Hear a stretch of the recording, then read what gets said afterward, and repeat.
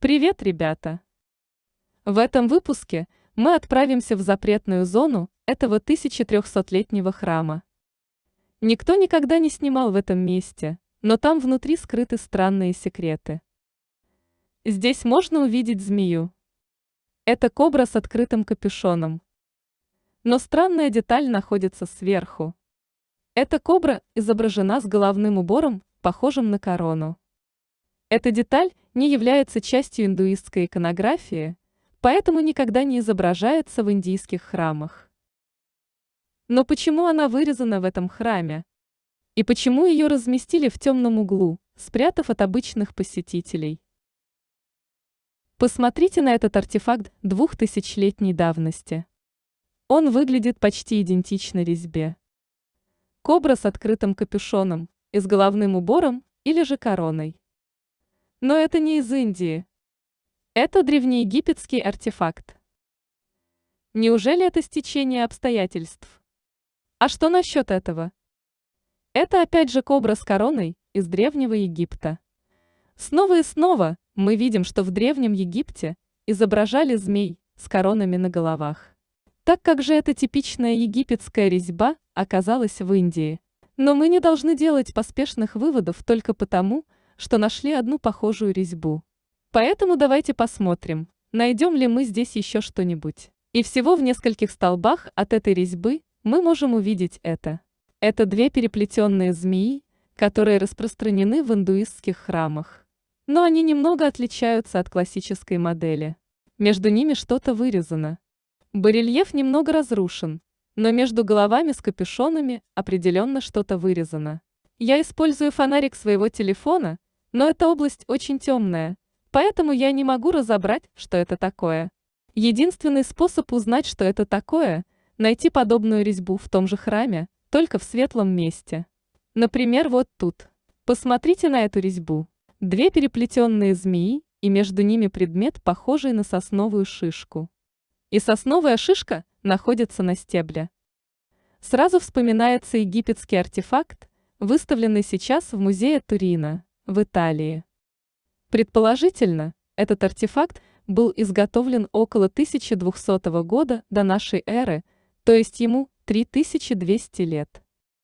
И на нем видны те же детали, две переплетенные змеи, а между ними объект, похожий на сосновую шишку на стебле.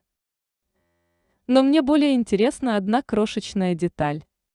Обе змеи показаны с головными уборами или коронами. Это деталь, которая действительно обостряет вопрос. Она встречается на египетском артефакте, а также на этой индийской резьбе. Но как древнеегипетская резьба оказалась в индийском храме? Этот храм находится в 3000 миль от Египта. Какая же связь между этими местами существовала в древние времена? И что это за объект между змеями? Это действительно сосновая шишка? Или это что-то еще? Во всем мире никто не знает настоящего ответа на этот вопрос. Некоторые даже утверждают, что это не настоящая вещь, а всего лишь мистический символ. Теперь давайте исследуем некоторые другие рисунки в этих темных областях. Может быть, мы сможем найти больше изображений и лучше все это понять. Мы можем увидеть много очень странных и необъяснимых резных фигурок. А здесь мы снова видим этих переплетенных змей, а сверху мы можем найти сосновую шишку. Сосновая шишка находится над головами змей, но у нее нет длинного стебля. Поэтому это не может быть просто символом, потому что он отличается от предыдущей резьбы. Так что же это? Вдалеке мы видим еще одну резьбу. Сначала это выглядит точно так же, но когда мы подходим ближе, мы видим, что сосновая шишка была перевернута, и она еще и сместилась ниже уровня голов змей. Что это значит? Посмотрите на вторую петлю этих змей, там тоже можно увидеть перевернутую шишку. Что это за объект? Почему на разных рисунках он изображен в разных положениях? Как это связано со змеями? Действительно ли это сосновые шишки? Но в Индии нет сосновых шишек, так почему же древние строители вырезали их здесь?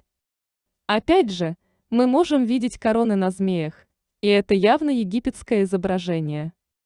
И что более интересно, все эти детали мы можем увидеть по отдельности в одном древнеегипетском памятнике под названием катакомбы Ком-эль-Шукафа. Ему около 2000 лет.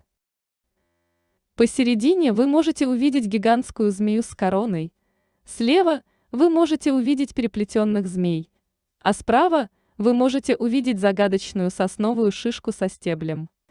Подобно древним индийцам, египтяне также повсюду изображали змей. На египетских резных фигурках и картинах также изображены заклинатели змей. Я знаю, что это может показаться вам глупым, тем более, что змеи не слышат звуков. И вы можете задаться вопросом, достаточно ли у них разума, чтобы понять нас. А вот змеиный шепот практиковался в Древнем Египте. И вот в этом индийском храме мы видим точно такое же изображение заклинателя змей. Я никогда не видел такой резьбы в древнем индуистском храме, где человек просто сидит очень близко и разговаривает с коброй. Посмотрите, что он показан совершенно бесстрашным, и он явно общается со змеей. И у него ничего нет, ни палки, ни дудки, ничего. И посмотрите на размер змеи. Она почти такая же большая, как человек. Это королевская кобра. Вы, конечно, можете подумать, что это все ерунда, такого никогда не может быть в реальной жизни. И эти резные фигурки – чистая мифология. Но это не так. Заклинатели змей существуют и сегодня. И они утверждают, что могут говорить со змеями и даже понимать, что им пытается сказать змея. Это как у вас с домашней собакой. Вы можете видеть, что эти люди общаются с гигантскими королевскими кобрами точно так же, как мы гладим щенков. Точно такие же изображения есть и в Древнем Египте. Так как вы думаете, это все простое совпадение?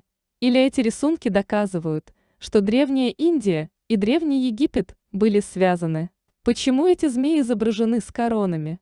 Каково реальное значение этих переплетенных змей и сосновых шишек? Почему эти резные фигурки размещены в глубоких, темных, труднодоступных местах? Пишите ваши мысли в комментариях. Я Правин Мохан.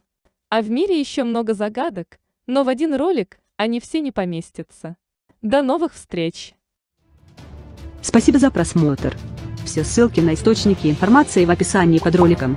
Так что пишите комментарии, жмите на пальцы, делитесь этим видео с друзьями, подписывайтесь на канал, ну а мы пока поищем что-нибудь интересное для следующего ролика.